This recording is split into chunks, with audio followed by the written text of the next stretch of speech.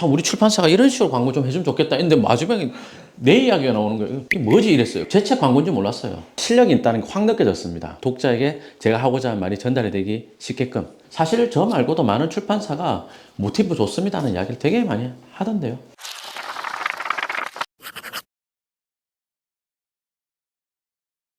후회하고 있습니다. 아, 농담이고요. 제 책의 맛을 제일 살려줄 출판사라고 생각을 했고, 그 앞에 책을 내셨던 작가님들하고 이야기를 좀 나눠봤습니다. 모티브 출판사에 대한 평이 너무 좋은 거예요. 마케팅력, 기획력 이런 것도 좋고, 그래서 택하게 된 거죠. 일단 첫 번째 가식이 없고 실력이 있다는 게 확 느껴졌습니다. 그러니까 대형 출판사들은 네임이나 이런 것도 있겠지만 갖고 있는 어떤 시장 장악력이나 그런 거는 좋겠지만 그에 비해서 어떤 그 개개인의 맨파워가 약하다는 생각이 들 때가 가끔 있었거든요. 저자가 책에 담고 싶은 이야기에 대해서 별로 귀 기울이지 않는다든지 그런 것들이 좀 느껴졌는데 모티브는 확실히 그게 달랐습니다. 요즘 유튜브 시대잖아요. 비속어가 정말 난립하지 않습니까? 험한 말도 많고 콘텐츠 내용도 너무 자극적인 게 많고 출판 문화는 아직 너무 조선시대의 그 양반 문화 같은 게 있는데 난 그게 너무 싫었거든요. 그래서 책도 요즘 시대에 맞게끔 좀 날 것 그대로 이야기를 하고 싶었고 그냥 우리 일상에서 쓰는 말 그대로 하고 싶었어요. 어려운 말 안 쓰고 독자에게 제가 하고자 하는 말이 전달이 되기 쉽게끔 그렇게 하고 싶었고 그걸 받아준 출판사였습니다. 모티브에서 나온 인스타 광고 같은 것들을 몇 개 봤죠. 그러니까 뭐 처음에는 이제 모티브 건 줄 몰랐습니다. 그 책을 보면 광고를 되게 재밌게 해가지고 책을 사고 싶게끔 호기심이 들고 그렇게 딱 만들었더라고요. 그러니까 처음에 그냥 스토리 카드 같은 거라고 생각했는데 맨 뒤에 책이 나오는 거예요. 되게 잘 만들었다. 근데 그게 거의 다 모티브 거더라고요. 깜짝 놀랐습니다. 돈을 다루는 책들이 보면 대체로 뭐 생활 자세에 포커스를 맞춘 게 되게 많거든요. 근데 저는 돈 그 자체에 맞추고 싶었습니다. 그래서 잠 줄이고 굉장히 열심히 살아야 부자 될 수 있다고 생각하는데 그렇지 않거든요. 요런 몇 가지만 잘 지켜주면 되고 그 몇 가지를 오랫동안 지속해야 됩니다. 오랫동안 하기 위해서는 이러이러한 패턴을 갖추는 돈찌는 체질이 됩니다. 그래서 그 체질을 갖추면 긴 시간 뒤에 한 9년, 10년 뒤에 부자 될 수 있습니다. 그 이야기를 담은 거죠. 이제 꼭 읽어보시라고 하고 싶은 게 돈 찌는 체질부터 만듭시다. 맨 앞단에 있는 거 있잖아요. 그 이야기를 꼭 한번 읽어보셨으면 좋겠다. 그리고 뭐 뒤로 넘어가서는 약자의 줄에 서지 마라. 이런 거 있잖아요. 그러니까 제가 올해 나이가 옛날 나이로 했을 때 51거든요. 이 나이가 되어 보니까 20, 30대 때 어떤 인생관으로 살았던 애들이 지금 무주택자로 살고 좀 경제적 형편이 좋지 않더라. 어떤 인생관이 부자가 되더라. 또는 중산층은 되더라. 하는 것들이 있거든요. 그 갈림길에서 보면은 약자의 길로 들어섰던 사람들이 어떤 인생관이었고 어떤 정치관이었고가 딱 있는 거예요. 그래서 우선은 내 책을 읽고 부자가 안 된다 하더라도 그 가난해지는 길로 들어서진 않았으면 좋겠다라는 생각인 거예요. 기업 이슈로 있을 때 예를 들어서 쌍용 자동차다. 옛날 좋은 은행이다. 뭐 기업이 어려워지면서 대량 해고가 발생했고 그다음에 거기서 분규가 많이 발생했잖아요. 그때 노동자 편을 들면서 갑자기 저렇게 나가라 그러면 어떻게 살아가라는 뜻이냐.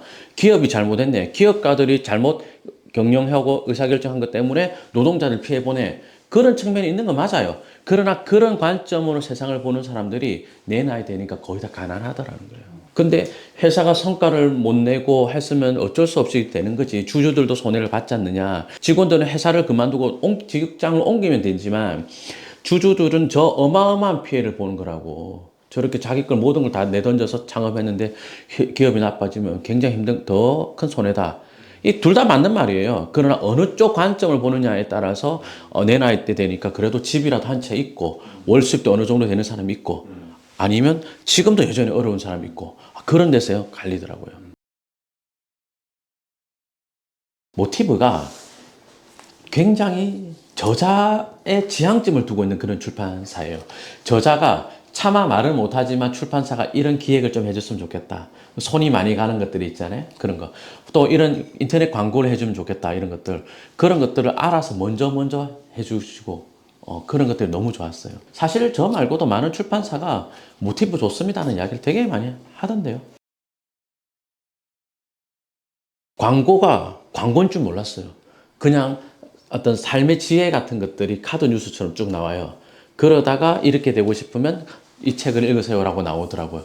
야, 되게 신선하고 좋다. 그리고 그 광고 빈도가 되게 많았어요. 제 책 광고인지 몰랐어요. 참, 우리 출판사가 이런 식으로 광고 좀 해주면 좋겠다. 근데 마지막에 내 이야기가 나오는 거예요. 이 뭐지? 이랬어요. 근데 내 책 광고인 거예요. 깜짝 놀랐죠. 와, 어떤 저자든 그런 상황을 닥치면 감동할 겁니다. 저는 이 책을 쓸 때 제 지난 과거를 굉장히 깊이 관찰했어요. 나는 한 번도 열심히 산 적이 없는데 왜 경제적으로 이렇게 만족할 만큼 되었을까? 주변에 내 친구들은 나보다 훨씬 열심히 살고 공부 잘하는 애들 많은데 왜 부자는 내가 되었을까? 오늘 우리 촬영 1시에 하기로 했잖아요. 저 몇 시에 도착했어요? 1시 딱 맞춰 도착했어요. 예, 기적이에요, 저한테는. 행실이 별로 좋지 않은 편인데 나는 왜 부자일까라고 생각해 보니까 보이는 거예요. 행실 또는 삶의 자세하고 돈하고가 그렇게 연관되지 않은 거 되게 많은 거예요. 그러니까 돈과 연관될 행실만 잘하면 되는 거예요. 어릴 때부터 장사의 꿈이 있었고 장사를 하기 위해서 모아야 되는 목표치가 있었고 그것 때문에 돈 공부를 일찍 시작했어요. 아르바이트를 일찍 했고 아르바이트 일찍 한 덕분에 모은 돈이 있었고 그걸 굴려야 되기 때문에 돈 공부를 말도 안 되는 나이에 시작을 했거든요. 돈 공부를 일찍 시작했으니까 모으는 과정에 있어서도 친구들은 싸이월드에 스키 가는 거 올리고 해외여행 간 거 올리고 이럴 때 저는 재테크 관련된 것들을 글을 많이 썼었어요. 그래서 금융정책이라든지 이런 거에 대해서 쓰고 주식시장에 대해서도 쓰고 막 그랬어요.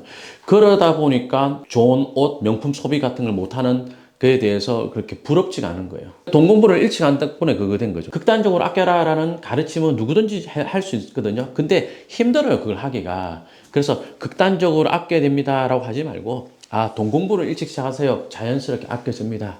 가 되거든요. 모티브에서 나온 책들 중에서 돈을 다룬 책 많지 않습니까? 근데 저자들 중에 자기 소득 깐 사람 봤어요? 저는 5년치 소득 금액 증명도 올리고, 예, 법인 재무제표도 올렸습니다. 아예 까고 시작을 했죠. 그만큼 솔직하게 이야기하고 싶었습니다. 저 어릴 때 저를 아는 분들이 이 영상을 좀 안 봤으면 좋겠어요. 김종률이 부자라고 제가 학교에서 어땠는지 이런 걸 기억하는 친구들은 제가 부자다라고 했을 때, 어이! 굉장히 의아스럽게 생각을 할 건데 그때도 저는 돈을 좀 좋아해가지고 돈에 대해서 많이 관심이 있었던 건 사실이거든요. 그게 이렇게 쭉 올라온 것 같습니다. 그래서 제가 뭐 대단한 인생을 산 것도 아니고 뭐 열심히 산 것도 아니고 그냥 투자를 좋아하고 그중에서 부동산 투자를 좋아하다 보니까 그냥 너무 신나는 거예요. 너무 재밌어진 거예요. 그러니까 뭐 낯선 지역을 간다 하더라도 그 지역에 좀 돌아다녀 보고 상권도 보고 토지도 보고 그게 늘 체화가 되어 있는 거예요. 남들 눈에는 여행 가서도 저렇게까지 하니까 열심히 하는 거다라고 생각하지만 그게 아니라 돈 공부를 일찍 시작해서 그게 재밌어진 거예요. 모든 일은 잘하면 다 재밌어요. 그 경지에 와버리니까 남들 눈에는 열심히 하는 거고 저는 재밌는 거고 그게 된 거예요. 저는 점포개발이라는 업무를 하면서 굉장히 크게 놀랐어요. 저는 어릴 때 부자에 대한 반감이 굉장히 많았거든요. 부자는 뭔가가 되게 약탈적이고 욕심이 많고 갑질하는 사람 이렇게 생각을 했어요. 물론 부자들이 그런 측면도 있죠. 그런데 점포개발이라는 업무를 하면서 건물주를 만나보니까 사람들이 꽤 품위가 있고요. 그리고 굉장히 자기개발에 열정적이고 그리고 자기 관리가 잘 되는 사람들이었어요.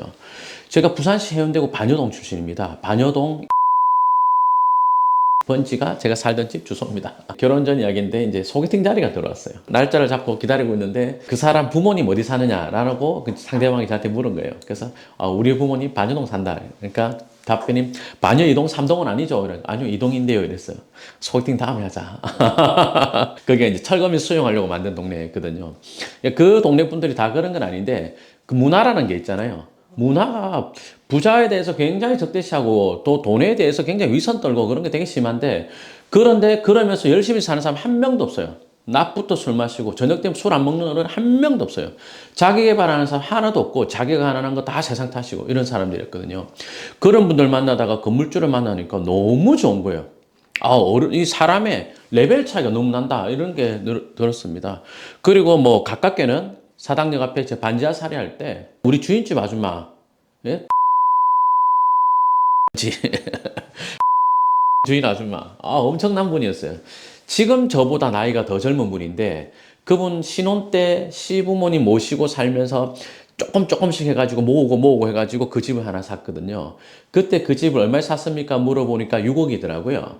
6억에 매입했는데 한 2억 얼마가 은행 대출이었고 그리고 세입자 보증금이 또 있었어요. 그러니까 그런 걸 감안하면 한 자기 돈 3억 정도 들여서 그 집 산 거거든요. 대지가 한 60평 되는 거였고 땅이 평당 1,000만 원 정도 하는 걸 사셨습니다. 그분도 저한테 늘 하셨던 이야기가 총각 젊을 때 아껴야 돼. 젊을 때 모아야 돼. 지금 사당에 이런 데 지하방 살이하면서 친구들 여행 가는 거 보고 뭐 좋은 옷 사는 거 보고 좋은 차 사는 거 보고 그런 거 본받으려고 그러면 총각 돈 절대 못 모아.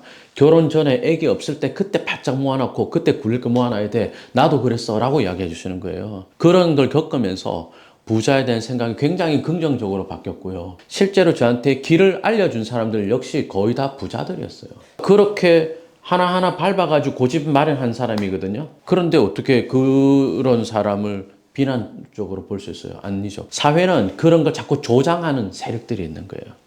네가 지금 좋은 대학을 나와서 그렇게 머리도 좋고 한데 집이 없다는 이유로 저런 사람한테 월세 내는 삶 그게 잘못된 거 아니냐? 라고 이야기를 많이 한다는 거예요. 근데 그 건물주가 네 나이 때 어떻게 살았는지를 잘 들여다봐라. 니도 저 나이 때 저는 건물주가 되도록 노력해라. 이게 그 젊은이한테 필요한 말이거든요. 근데 오히려 그런 말 안 한단 말이에요. 취업이 힘든 청년에게 김제동식의 어떤 위안을 하는 사람 저는 굉장히 싫어요.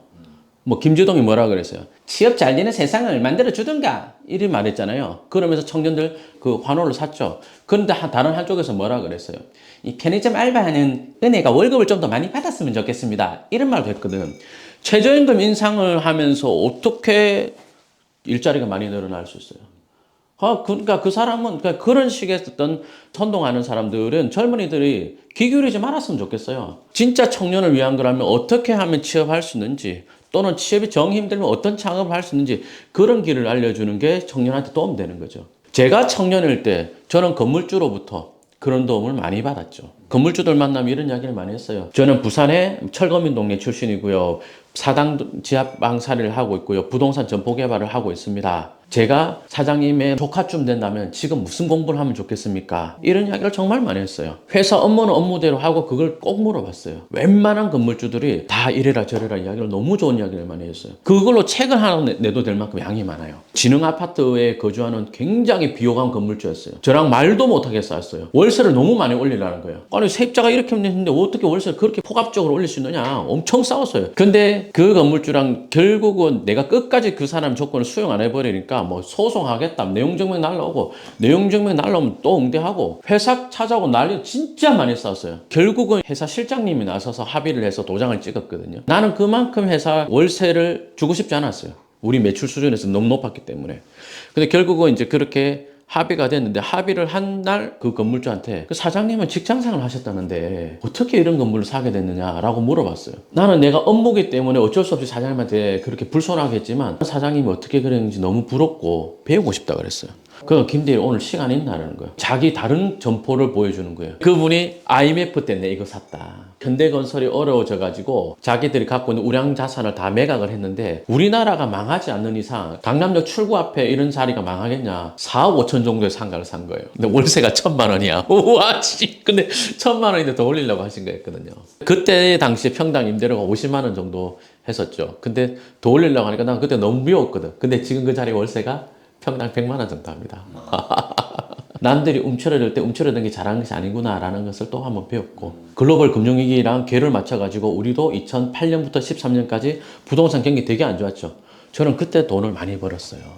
그때 직장 다니면서 경매 투자에서 돈을 많이 벌었는데 그때 강남역 앞에 상가 있으신 진흥 아파트 건물주님 가르침 고마웠습니다. 그때 불손했던 거 죄송했습니다. 정말로 그런 사례를 봐두지 않으면 잘 와닿지 않아요. 남들이 움츠러들 때 같이 움츠러들어요.